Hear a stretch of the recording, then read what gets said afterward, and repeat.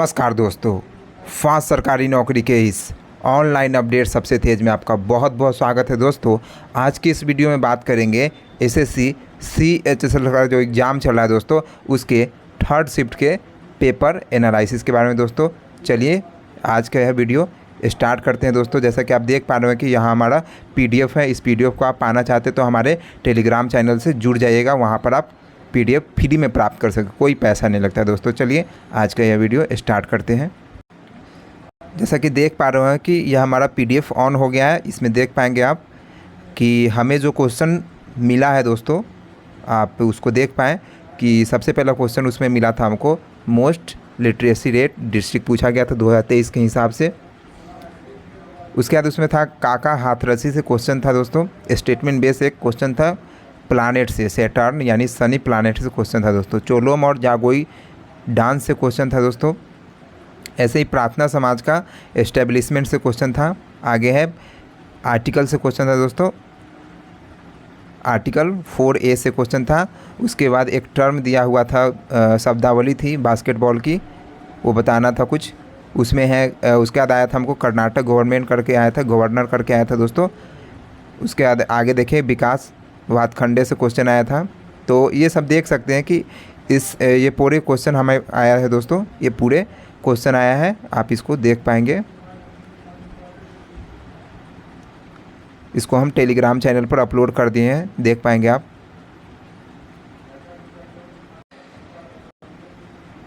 जैसे कि आप देख पा रहे हो कि हमारा यह PDF ऑन हो गया है। इसमें आप देख पाएंगे कि हमें जो क्वेश्चन मिला है दोस्तों, उसमें जो है सबसे साक्षरता वाला डिस्ट्रिक्ट पूछा गया था दोस्तों। काका हाथरसी से क्वेश्चन था। एक सैटर्न प्लानेट से क्वेश्चन था दोस्तों। शनि प्लानेट से क्वेश्चन था। जागोई और चोलोम डांस से क्वेश्चन था दोस्तों। उसके बाद प्रार्थना समाज का एस्टेब्लिशमेंट से क्वेश्चन था। एक था अनुच्छेद के भाग से क्वेश्चन था, 4A के भाग से, वो किस आर्टिकल कौन से आर्टिकल है इस पार्ट में, यह क्वेश्चन था दोस्तों। तो इस प्रकार आप देख पाएंगे कि हमको पूरा ही क्वेश्चन मिला है दोस्तों इस शिफ्ट में। तो हम इसके एनालिसिस को स्टार्ट करते हैं। चलिए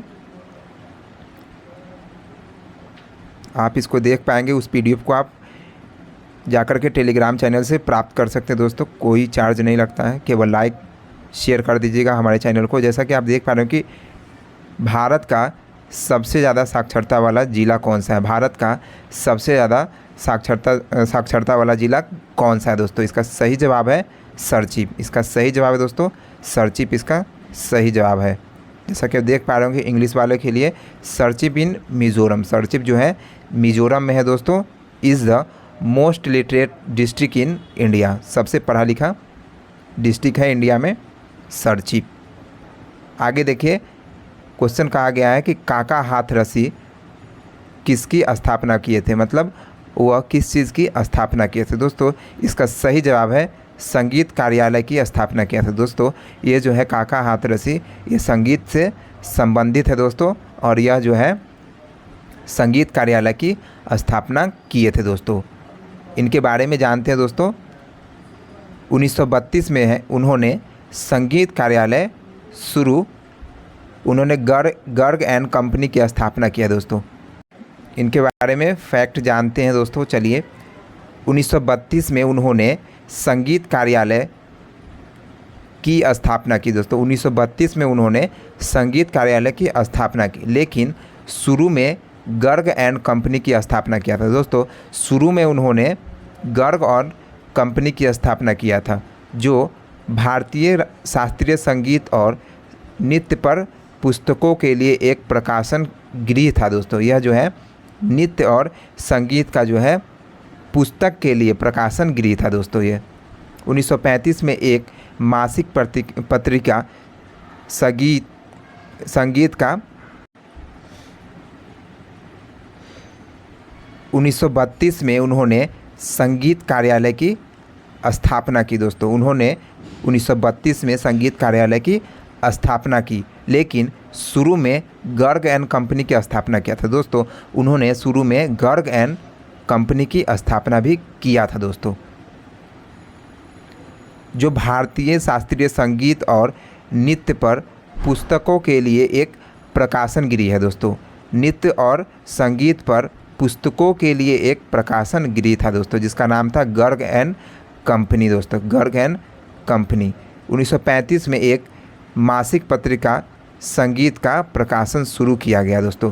1935 में एक मासिक पत्रिका संगीत का प्रकाशन शुरू किया गया। संगीत भारतीय शास्त्रीय संगीत है और नृत्य एक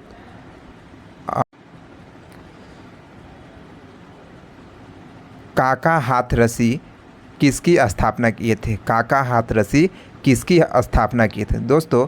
इसका सही जवाब है संगीत कार्यालय की स्थापना किए थे दोस्तों। इन्होंने संगीत कार्यालय की स्थापना की। इसका पहले नाम था Garg and company, Garg and company इसका पहले नाम था, गर्ग एंड कंपनी। इसकी स्थापना काका हाथरसी ने किए थे दोस्तों। 1932 में उन्होंने संगीत कार्यालय की स्थापना किए। शुरू में इसका नाम था गर्ग एंड कंपनी, इसका नाम था, जो भारतीय शास्त्रीय संगीत और नृत्य पर पुस्तकों के लिए एक प्रकाशन गृह था दोस्तों। यह जो है भारतीय शास्त्रीय संगीत और नृत्य पर पुस्तकों के लिए एक प्रकाशन गृह था। 1935 में एक मासिक पत्रिका संगीत का प्रकाशन शुरू किया गया दोस्तों। 1935 में एक मासिक पत्रिका संगीत का प्रकाशन शुरू किया गया। संगीत भारतीय शास्त्रीय संगीत और नृत्य पर एक मात्र आवधिक जो लगातार 78 वर्षों से प्रकाशित हो रहा है दोस्तों। यह जो है पत्रिका जो लगातार 78 वर्षों से प्रकाशित हो रहा है। बैटल ऑफ तराई मोहम्मद गौरी और किसके बीच लड़ा गया? बैटल ऑफ तराई यानी तराई की युद्ध जो है मोहम्मद गौरी और किसके बीच लड़ा गया? इसका सही जवाब है पृथ्वीराज चौहान। इसका सही जवाब है पृथ्वीराज चौहान।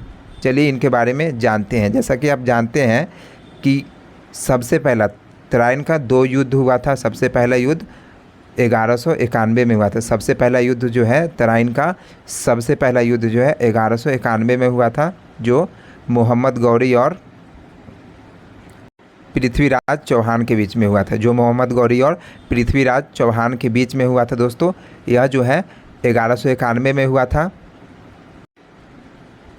यह युद्ध जो है तरावरी जो है करनाल डिस्ट्रिक्ट ऑफ हरियाणा, हरियाणा के जो है करनाल डिस्ट्रिक्ट में है तरावरी, वहाँ पर लड़ा गया था। तरावरी से ही लिया गया है शब्द जो है तराइन। तराइन जो है तरावरी शब्द से ही लिया गया है दोस्तों, क्योंकि ये तरावरी में लड़ा गया था, इसलिए इसका नाम, इस युद्ध का नाम तराइन पड़ा है। आगे बात करते हैं कि यह जो युद्ध है मोहम्मद गौरी के बीच, मोहम्मद गौरी और पृथ्वीराज चौहान के बीच लड़ा गया था, जिसमें मोहम्मद गौरी हारे थे, मोहम्मद गौरी हारे थे और पृथ्वीराज चौहान की जीत हुई थी दोस्तों। ये तो तराइन की प्रथम युद्ध की बात थी दोस्तों। आगे बात करते हैं इनके द्वितीय युद्ध के बारे में।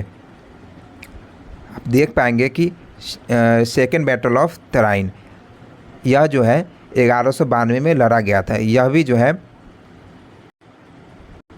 तरावरी district of Karnal district of Haryana, यानी तरावरी एक जगह है, करनाल डिस्ट्रिक्ट है इसके, वहाँ पर यह युद्ध जो है 1192 में, दोनों ही युद्ध जो है 1 साल के अंतराल में लड़ा गया दोस्तों।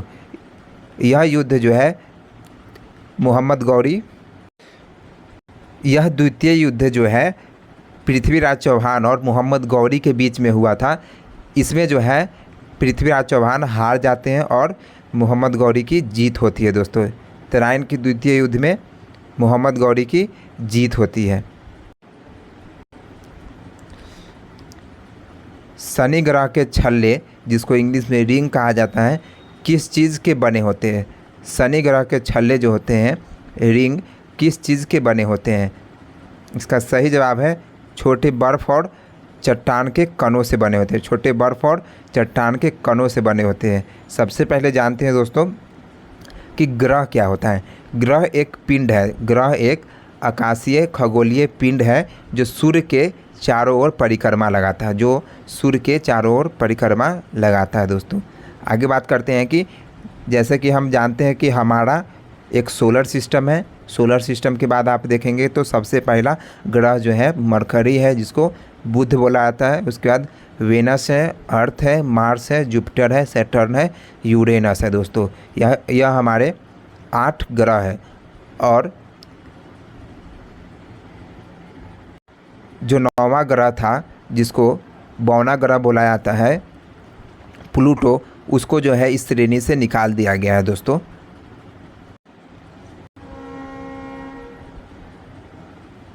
देखिए शनि जो है, शनि ग्रह जो है बृहस्पति के बाद दूसरा सबसे बड़ा ग्रह है। शनि जो है बृहस्पति के बाद दूसरा सबसे बड़ा ग्रह है। इसके खूबसूरती जो है छल्ले ठोस नहीं है, और यह बर्फ़, धूल और चट्टान से बने हैं दोस्तों। इसके जो है खूबसूरत छल्ले ठोस नहीं है, और ये बर्फ़, धूल और चट्टान से बने हैं। इसके छल्ले जो हैं विशाल लेकिन पतले हैं। विशाल तो है इसके छल्ले, लेकिन पतले हैं। इन्हें जो है दूरबीन की मदद से पृथ्वी से देखा जा सकता है दोस्तों। इन्हें जो है दूरबीन की मदद से पृथ्वी से देखा जा सकता है। शनि पर हवा बहुत तेज़ होती है। शनि पर हवा बहुत तेज़ होती है। भूमध्य रेखा के आसपास की हवाएं 1800 किलोमीटर, भूमध्य रेखा की हवाएं जो है 1800 किलोमीटर प्रति घंटा हो सकती है। पृथ्वी पर सबसे तेज़ हवाएं जो है केवल 400 किलोमीटर प्रति घंटा की रफ्तार से होती है। यानी पृथ्वी की तुलना में 4 गुना से भी ज़्यादा हवाएं जो होती हैं उनकी रफ्तार शनि ग्रह पर होते हैं दोस्तों। शनि सूर्य के चारों ओर बहुत धीरे धीरे घूमते हैं। शनि जो है सूर्य के चारों ओर बहुत धीरे धीरे घूमते हैं दोस्तों। शनि पर एक वर्ष पृथ्वी पर 29 वर्ष से अधिक होता है दोस्तों। शनि जो है, शनि पर अगर एक वर्ष हो रहा है तो पृथ्वी पर 29 वर्ष से ज़्यादा होगा दोस्तों। लेकिन यह अपनी धुरी पर बहुत तेज़ी से घूमता है, लेकिन यह अपनी धुरी पर बहुत तेज़ी से घूमता है। और 29 वर्ष लगने का मतलब यह है क्योंकि यह सबसे बड़ा ग्रह है बृहस्पति के बाद। अर्थात एक दिन में 10 घंटे और 14 मिनट, अर्थात जो है एक दिन में जो है 10 घंटे और 14 मिनट में ही एक राउंड लगा लेते हैं ये। सौरमंडल, यह सूर्य के चारों ओर 8 ग्रह और उनके उपग्रह का संग्रह है दोस्तों। सौरमंडल जो है सोलर सिस्टम, वो सूर्य और 8 ग्रहों को मिलाकर के बना है। साथ में क्षुद्र ग्रह, उल्का पिंड और धूमकेतु के रूप में छोटे पिंड है दोस्तों। इसमें जो है क्षुद्र ग्रह, यानी जिसको इंग्लिश में एस्ट्रॉयड बोला जाता है, एस्ट्रॉयड बेल्ट बोला जाता है दोस्तों। सौरमंडल के ग्रह जो है सूर्य से दूरी के इस क्रम में है दोस्तों। यानी जो भी ग्रह है सूर्य से कुछ दूरी पर है, जो भी ग्रह है वो सूर्य से कुछ दूरी पर है। ग्रहों को 2 भागों में वर्गीकृत किया गया है दोस्तों। ग्रहों को 2 भागों में वर्गीकृत किया गया है। एक जो ग्रह है वो एक एस्ट्रॉयड बेल्ट है, उसके अंदर के ग्रह है। एस्ट्रॉयड बेल्ट मंगल और बृहस्पति के बीच में है, क्षुद्र बेल्ट जिसको हिंदी में बोला जाता है। और एक बाहरी ग्रह है जिसको क्षुद्र के बाहर के ग्रह को जो जिनकी संख्या जो है 4 इधर है और 4 इस तरफ है, दोनों साइड जो है 4-4 है दोस्तों। आप कुछ इस प्रकार देख पाएंगे कि पहला है मरकरी, शुक्र, पृथ्वी, मंगल, जिसको इंग्लिश में बताता है मरकरी, वेनस, अर्थ, मार्स।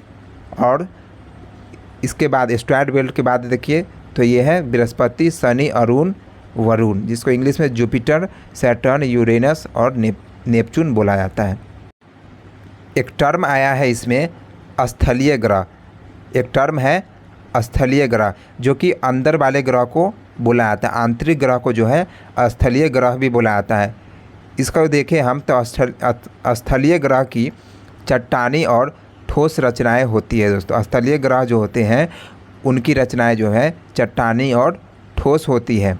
वे जो है सूर्य के करीब है, वे तो सूर्य के करीब है, लेकिन उनके पास जो है चंद्रमा कुछ होती है, कुछ संख्या में, यानी 1-2 इस तरीके से होंगे या फिर नहीं होंगे दोस्तों। इसमें कहा गया कि कुछ या कोई चंद्रमा, यानी जिसको उपग्रह भी बोला जाता है, नहीं है। जैसे कि मान के चले कि इसके एस्ट्रॉयड बेल्ट के बगल में मान के चलिए हमारा पृथ्वी है, तो पृथ्वी में एक चंद्रमा है दोस्तों, तो इसलिए इसको बोला गया है कि या तो उसके पास चंद्रमा नहीं है या फिर कुछ है, यानी एक है, दो है, इस तरीके से संख्या में। लेकिन सैटर्न यानी शनि को अगर देखा जाए तो इस बेल्ट के बाहर है, यानी वो एक्सटर्नल है, बाहरी वाला है, तो उसमें 146 शनि के 146 उपग्रह है। इस तरीके से है। बात करें कि इसके अलावा इनके पास कोई छल्ले नहीं, यानी छल्ले को इंग्लिश में रिंग कहा जाता है। इसके चारों तरफ कोई रिंग नहीं है दोस्तों। अगला है जोबियन ग्रह। जोबियन ग्रह को गैसीय ग्रह के रूप में भी जाना जाता है दोस्तों। जोबियन ग्रह जो होता है इसको जो है गैसीय ग्रह भी कहा जाता है। वे बड़े और गैस और तरल से बने होते हैं दोस्तों। ये बड़े भी होते हैं और गैस के और तरल के बने होते हैं। इनके पास जो है कई उपग्रह होते हैं। इनके पास जो है बहुत सारे उपग्रह होते हैं। उन सभी के चारों ओर कुछ छल्ले भी होते हैं दोस्तों। इस जोबियन ग्रह के जो होता है उपग्रह भी है, संख्या में ज़्यादा भी है उपग्रह, और इनके चारों तरफ रिंग है, यानी छल्ले भी है। बुध जो है सबसे छोटा ग्रह है दोस्तों। बुध जो है सबसे छोटा ग्रह है। बृहस्पति जो है सबसे बड़ा ग्रह है, और बृहस्पति के बाद शनि का स्थान आता है।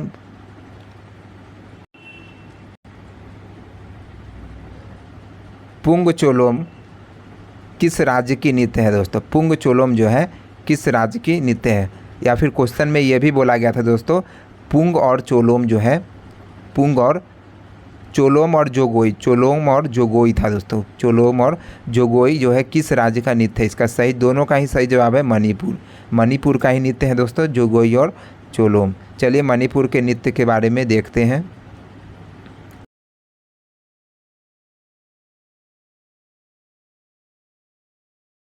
धाबी, नूपा नृत्य, रासलीला, जागोई, थांगटम, डोल चोलम, मार्क नृत्य, ये सभी जो है मणिपुर के नृत्य हैं। और इसमें जो है पूछा गया था, आप देख पाएंगे कि इसमें जागोई भी शामिल है और पुंग चोलोम भी शामिल है दोस्तों। पुंग चोलोम है, डोल चोलोम है, तो चोलोम जितना रहेगा सब मणिपुर का है दोस्तों।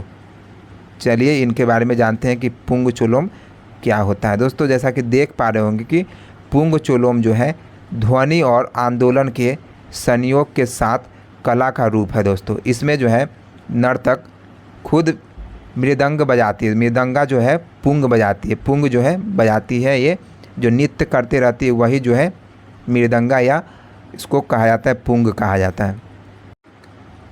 अगला है माई नृत्य जो है लाई हरोबा उत्सव का एक रूप है। माई नृत्य जो है लाई हरोबा उत्सव का एक रूप है, जिसमें जो है मुख्य कलाकार को माईबिस कहते हैं दोस्तों। मुख्य कलाकार माईबिस होते हैं, यानी मुख्य कलाकार को जो है माईबिस कहते हैं, जो विशेष रूप से चयनित होते हैं दोस्तों। जो विशेष रूप से चयनित पुरुषों और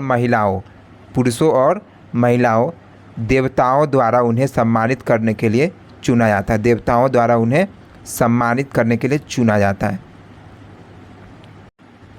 देखिए खंभा धाबी जो है नृत्य एक युगल प्रदर्शन है दोस्तों। खंभा धाबी नृत्य जो है एक युगल प्रदर्शन है, जिसमें खंभा के खुमान वंश के एक गरीब और बहादुर बालक की कहानी को प्रदर्शित करता है। युगल का मतलब होता है दो जोड़े की कहानी का प्रदर्शन, जिसमें एक गरीब है और एक बहादुर बालक की कहानी का प्रदर्शन है इस खंभा धाबी नृत्य में दोस्तों। अगला क्वेश्चन है कर्नाटक के गवर्नर कौन है? कर्नाटक के गवर्नर कौन है? इसका सही जवाब है चंद गहलोत। चंद गहलोत इसका सही जवाब है दोस्तों। देखिए Thawar Chand Gehlot is an Indian politician who is the current and 19th governor of Karnataka since July 2021। He is a member of Bharatiya Janata party, जिसको शॉर्ट में बीजेपी कहा जाता है।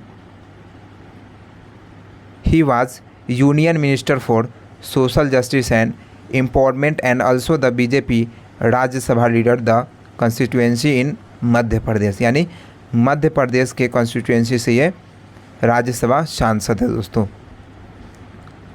अगले तरफ चलते हैं दोस्तों। कर्नाटक में बात करें, ये राज्य पॉलिटिकल आया है दोस्तों, तो इसके जान लेते हैं कि लोकसभा राज्यसभा की सीट कितनी होती है।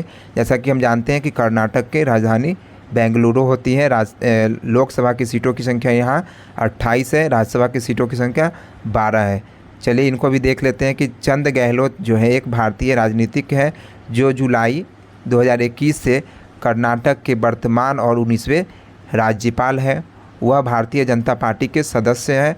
वह केंद्रीय सामाजिक न्याय और अधिकारिता मंत्री थे और मध्य प्रदेश में भाजपा के राज्यसभा नेता है दोस्तों।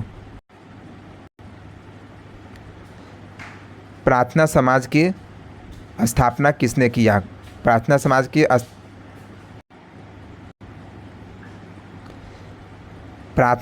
की स्थापना कहाँ हुआ? प्रार्थना समाज की स्थापना कहाँ हुआ दोस्तों? इसका सही जवाब है बम्बई। इसका सही जवाब है बम्बई या मुंबई, दोनों ही इसका सही जवाब है।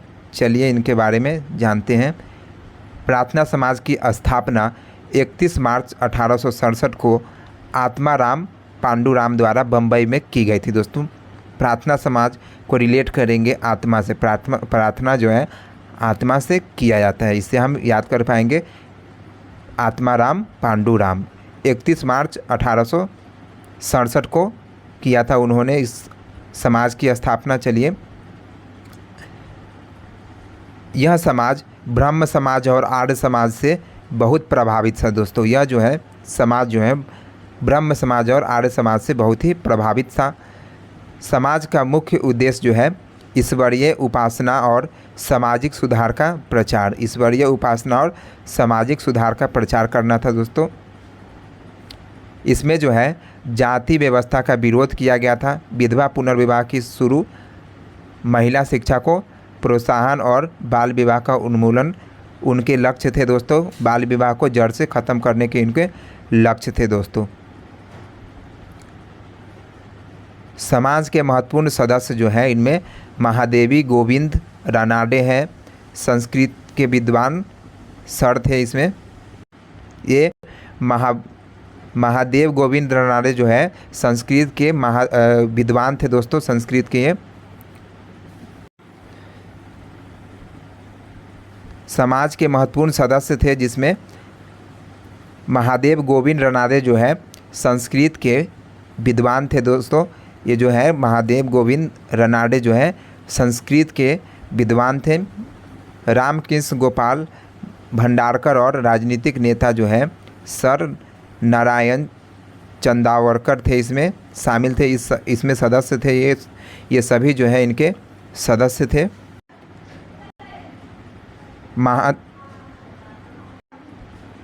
समाज के महत्वपूर्ण सदस्य में से महादेव गोविंद रानाडे थे जो कि संस्कृत के एक टीचर थे, विद्वान थे दोस्तों।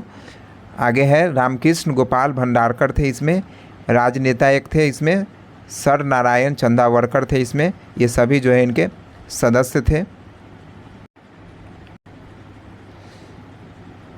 अगला क्वेश्चन है कि गुजरात के कौन सा शहर जो है सबसे पुराना लेस वर्क यानी कपड़े की जो कढ़ाई का काम होता है उसके लिए वो शहर था दोस्तों। इसका सही जवाब है जामनगर। इसका सही जवाब लेस वर्क को आप देख सकते हैं कि महिलाएं जो इस काम को करती है दोस्तों, ये आप देख पाएंगे कि डिजाइनिंग वर्क है। ये जो है सबसे पुराना जगह है जामनगर में, इसका कार्य जो करती है महिलाएं करती हैं इसका कार्य। चलिए इसके बारे में जानते हैं। Jamnagar in the state of Gujarat is one of the oldest centre for crochet lace work which is done by women of Bohra community, यानी बोहरा कम्युनिटी के जो समुदाय के महिलाएं हैं इनके द्वारा ये कार्य किया जाता है दोस्तों। ये डिजाइनिंग वर्क है।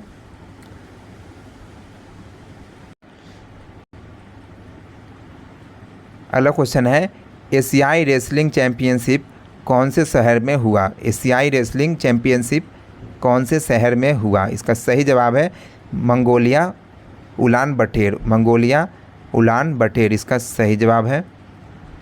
चलिए इनके बारे में जानते हैं। 22 अप्रैल 2022 को मंगोलिया के उलान बटेर में एशियाई कुश्ती चैंपियन में भारतीय महिला पहलवान अंशु मलिक और राधिका ने 57 केजी और 65 केजी की फ्री स्टाइल वर्ग में रजत पदक जीते हैं दोस्तों।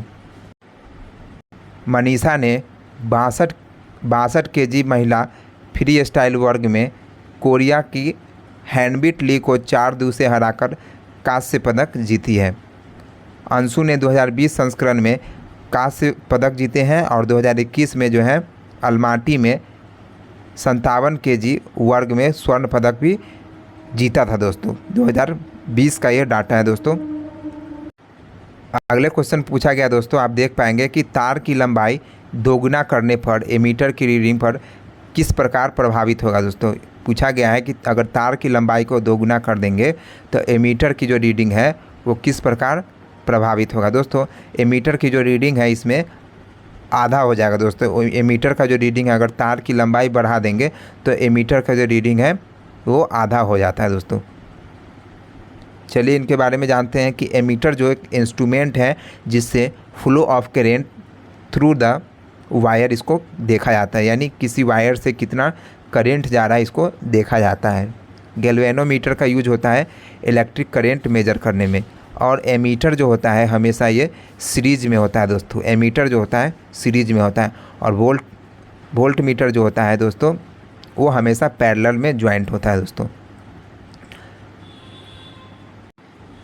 अगला है rheostat to change the resistance as require and thereby control the current. Current को कंट्रोल करने के लिए और रेजिस्टेंस जो है उसको चेंज करने के लिए। रेजिस्टेंस जो होते हैं प्रतिरोधक होते हैं, वो करेंट को जाने से रोकते हैं, उसके लिए रहोस्टेट का प्रयोग किया जाता है। वोल्ट मीटर जो है to measure the potential difference between 2 point in the circuit, मतलब 2 जगह पर जो है सर्किट में कितना करंट पहुंच रहा है इसको मापने के लिए जो है वोल्ट मीटर का प्रयोग करते हैं, और ये हमेशा पैरेलल में जोड़ा जाता है, पैरेलल में जोड़ा जाता है दोस्तों।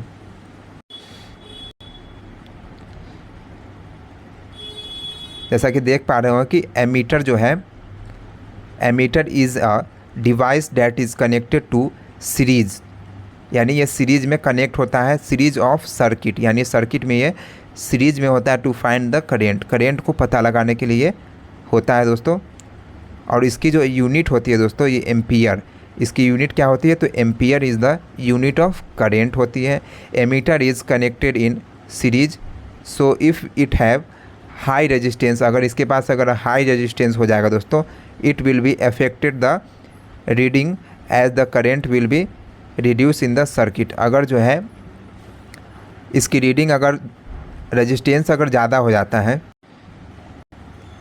रेजिस्टेंस अगर हाई हो जाता है तो इसकी जो रीडिंग हो जाएगी दोस्तों वो इफेक्ट होगी, रिड्यूस हो जाएगी दोस्तों, इसकी जो रीडिंग होगी वो रिड्यूस हो जाएगी। बात करते हैं कि एमीटर में जो है दोस्तों, एमीटर में बहुत ही 9 के बराबर इसमें रेजिस्टेंस होना चाहिए, so that perfect reading can be obtained. इस प्रकार हम परफेक्ट रीडिंग प्राप्त कर सकते हैं, जब इसमें रेजिस्टेंस 9 के बराबर होगा तभी प्राप्त कर पाएंगे दोस्तों इसमें परफेक्ट रीडिंग। चलिए, at a given temperature the resistance of a conductor depend on its length, यानी एक टेम्परेचर जब दिया होगा, at a given temperature the resistance R of a conductor depend on its length, area of cross section A and the material it is made up of. यानी एक temperature जब दिया होगा दोस्तों तो रेजिस्टेंस ऑफ ए कंडक्टर जो है, यानी रेजिस्टेंस जो है उसके लेंथ पर और क्रॉस सेक्शनल एरिया और उसके मटेरियल यानी वो किस चीज़ से बने इस पर डिपेंड करेगा दोस्तों।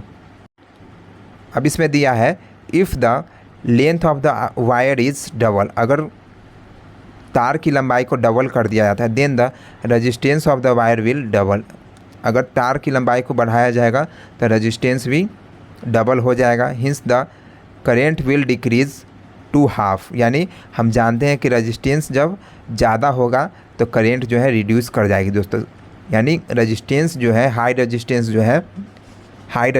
जो है वो करेंट को जाने से रोकता है दोस्तों, सर्किट में करेंट को फ्लो से रोकता है। आगे बात करते हैं कि various instrument and their application है, अलग अलग जो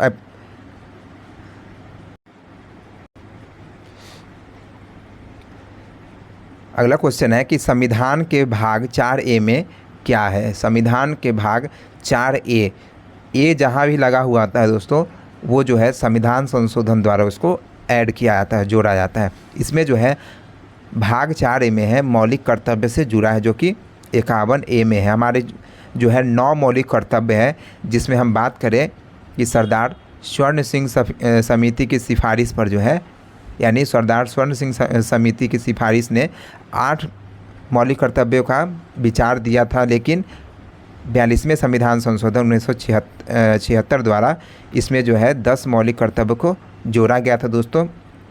आगे बता दें 2002 में जो है एक और मौलिक कर्तव्य जोड़ा गया इसमें, और हमारे इस प्रकार से हमारे संविधान में अभी वर्तमान में 11 मौलिक कर्तव्य हो गए हैं।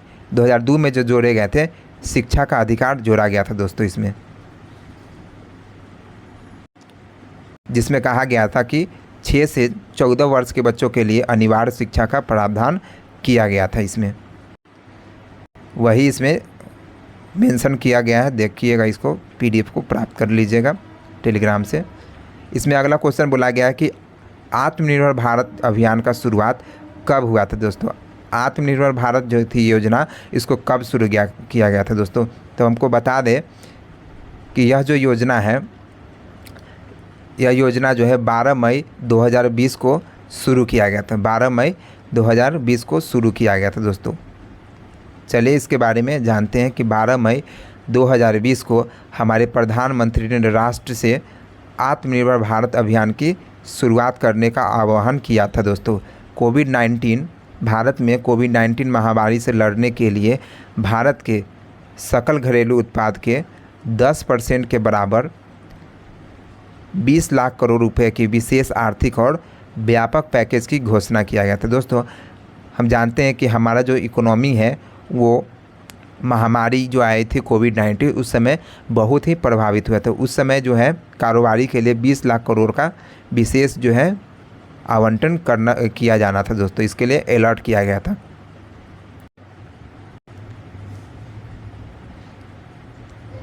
देखिए क्वेश्चन पूछा गया था कि भारत के किस राज्य में जो है मानसून सबसे पहले आता है दोस्तों, दस्तक देता है। तो इसका सही जवाब है केरल। केरल इसका सही जवाब है। जैसा कि आप जानते होंगे कि हमारे यहाँ जो मानसून आते हैं वो दक्षिण पश्चिम मानसून होते हैं दोस्तों। दक्षिण पश्चिम मानसून जो है 0 डिग्री विषुवत रेखा से यहाँ से उठती है, हवाएं उठती है 40 डिग्री और 50 डिग्री के बीच से जो है हवाएं उठ रही हैं।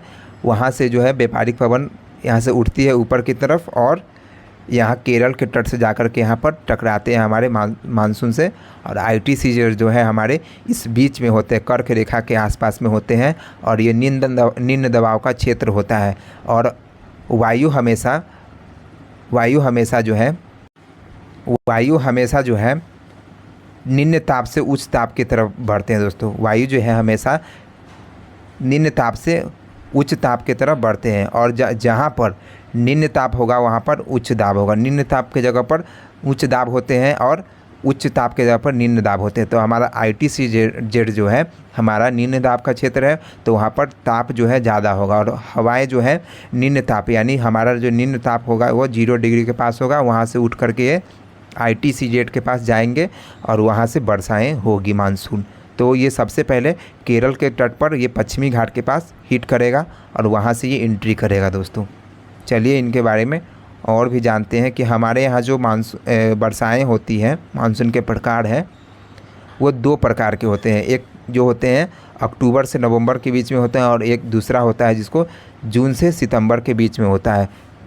जून से सितंबर के बीच में होता है। जो जून से सितंबर के बीच में होता है वही मानसून जो है दक्षिण पश्चिम मानसून है, वो केरल को हिट करती है। और दूसरा जो होता है अक्टूबर से नवंबर के बीच में होती है, वो उत्तर पूर्वी मानसून होती है। उत्तर पूर्वी यानी राजस्थान साइड का जो मानसून होता है वो उत्तर पूर्वी मानसून, वो ठंडे के मौसम में आते हैं दोस्तों।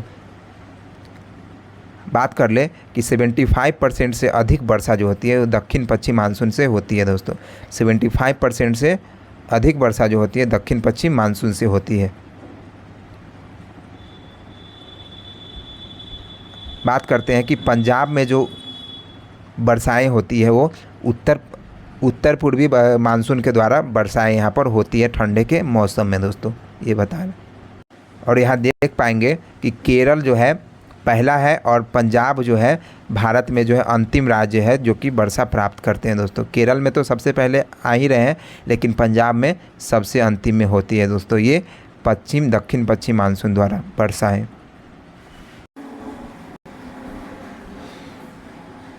छऊ नृत्य का संबंध निम्नलिखित में से किस राज्य से है? छऊ नृत्य का संबंध जो है निम्नलिखित में से किस राज्य से? इसका सही जवाब है झारखंड, उड़ीसा और पश्चिम बंगाल। इसका सही जवाब है झारखंड, उड़ीसा और पश्चिम बंगाल। चलिए इनके बारे में जानते हैं कि छऊ का अर्थ होता है छाया। छऊ का अर्थ क्या होता है? तो छाया।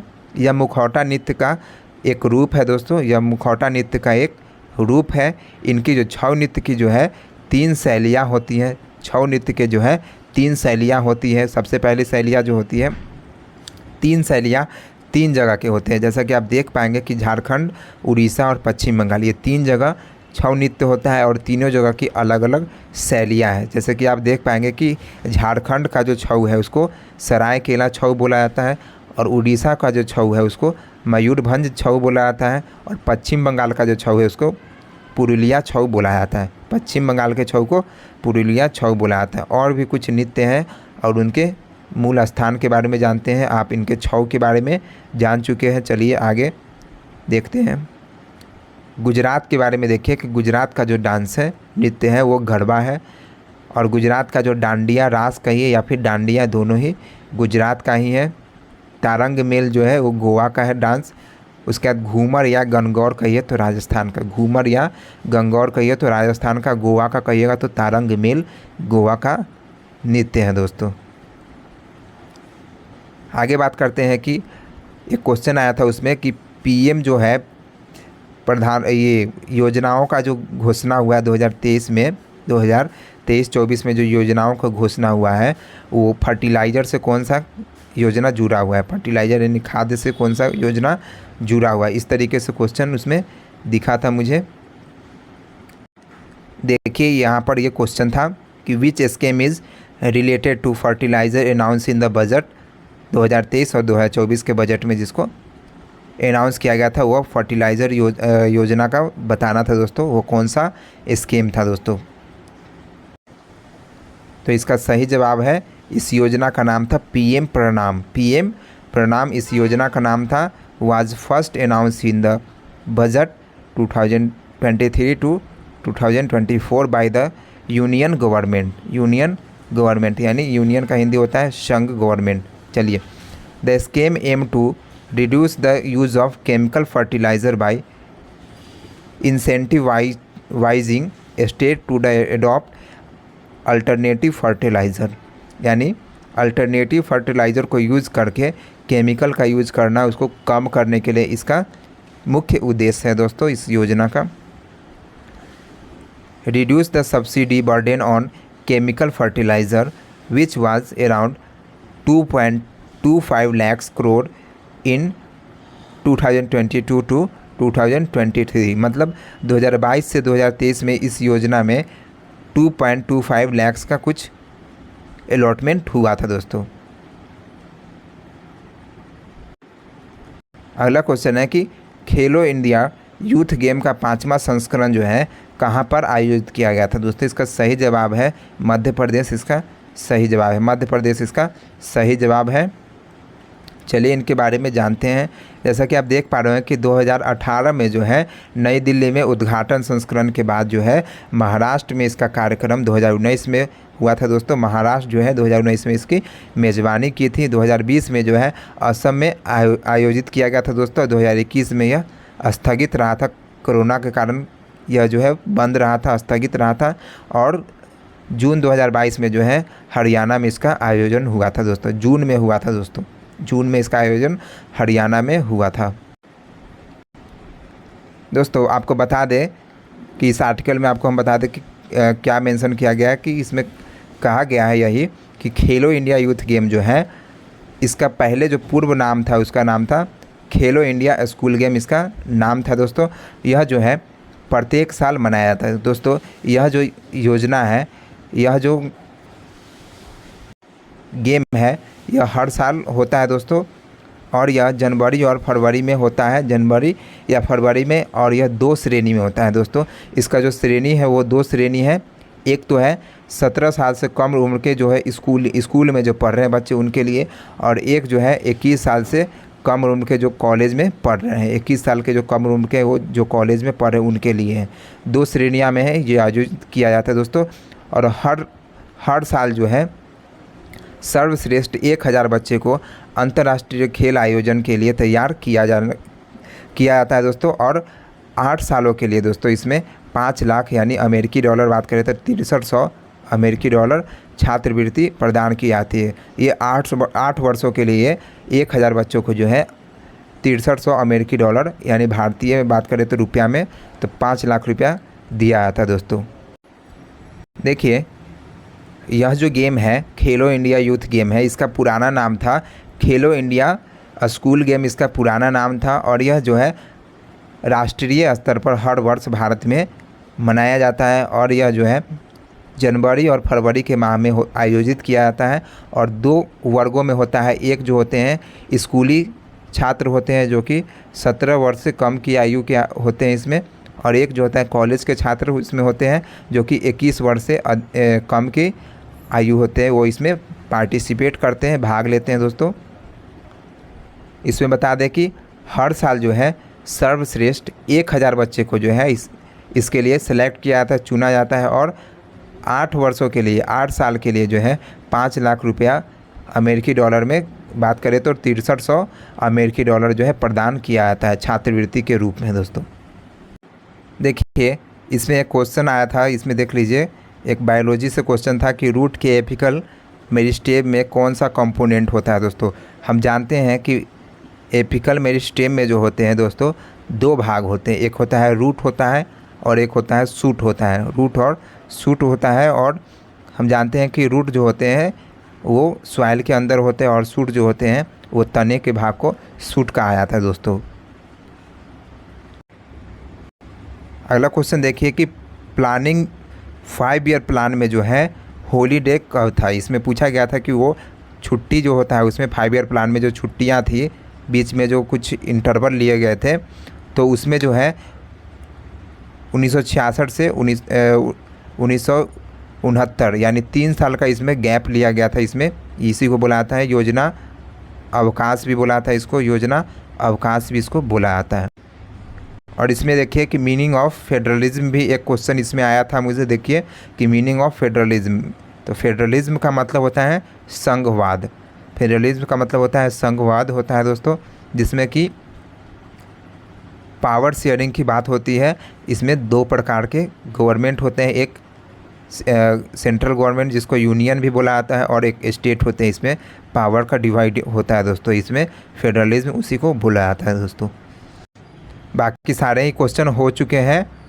अगर यह वीडियो अच्छा लगेगा तो लाइक करिएगा। आप लोग लाइक और शेयर बिल्कुल ही नहीं करते हैं दोस्तों, जिससे हमको मोटिवेट नहीं हो पाते हैं दोस्तों, और आगे हमको वीडियो बनाने का बिल्कुल ही मन नहीं करता है। आप लोग वीडियो देखते हो लेकिन लाइक नहीं करके जाते हो।